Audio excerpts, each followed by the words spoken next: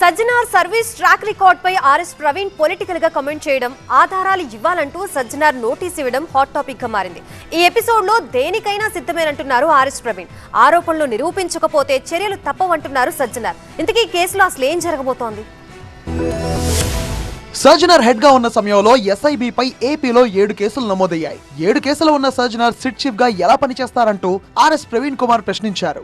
SIT chief గా కొనసాగే అర్హత సజ్జనార్ కు లేదన్నారు ప్రవీణ్. దీంతో ఆర్ఎస్ ప్రవీణ్ కుమార్ కు సజ్జనార్ నోటీస్ జారీ చేశారు. ఆరోపణలకు ఆధారాలు ఇవ్వాలన్నారు. 2 రోజుల్లోగా సమాధానం చెప్పకుంటే క్రిమినల్ చర్యలు తప్పవన్నారు సజ్జనార్. అయితే తాను సజ్జనార్ పై వ్యక్తిగత ఆరోపణలు చేయలేదంటున్నారు బీఆర్ఎస్ నేత ఆర్ఎస్ ప్రవీణ్ కుమార్. ఆయన ఇంటెలిజెన్స్ డిపార్ట్మెంట్ లో ఎస్ఐబి చీఫ్ గా ఉన్న సమయంలో కేసులు నమోదయ్యాయి అన్న విషయాన్ని మాత్రమే ప్రస్తావించారని అంటున్నారు ఆయన.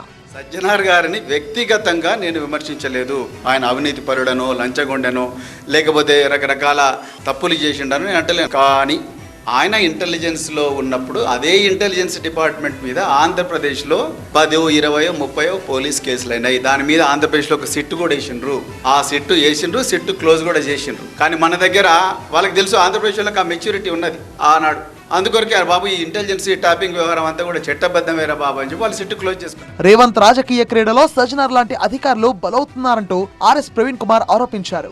మా బీఆర్ఎస్ పార్టీ అగ్రనాయకుల మీద విచ్చలవిడిగా రేవంత్ రెడ్డి గారు సజ్జనార్ గారు లాంటి ఆఫీసర్ల భుజం మీద తుపాకీ పెట్టి మా నాయకులను వాళ్ళ వ్యక్తిగత హననం చేస్తున్నాడు, మీడియా లీకులు ఇస్తున్నాడు. అవసరం లేకుండా సిట్టుకు పిలిపించి వాళ్ళను గంటల తరబడి విచారించి వేధిస్తున్నారు.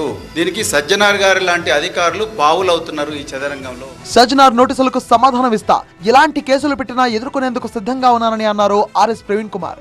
వివరణ లేకపోయినా నడుస్తున్నాయి. వివరణ ఇచ్చిన ఆయన నా మీద క్రిమినల్ కేసు పెట్టాలనుకుంటే పెడతారు, లేకపోతే సివిల్ పెట్టాలంటే సివిల్గా నన్ను సూట్ చేయాలనుకుంటే చేస్తారు. సో దానికి నేను సజ్జనార్ గారు ఆయన హక్కు, అది ఆయన హక్కు నేను ప్రశ్నించాను. కానీ బీఆర్ఎస్ పార్టీ నాయకుడిగా, ఒక భారతీయ పౌరుడిగా రాజ్యాంగం కూడా ఆర్టికల్ 19 ప్రకారం నాకు హక్కు ఇచ్చింది. నాకుండే వాస్తవాలు, నాకుండే ఇన్ఫర్మేషన్ నేను ప్రజల ముందర పెట్టినా.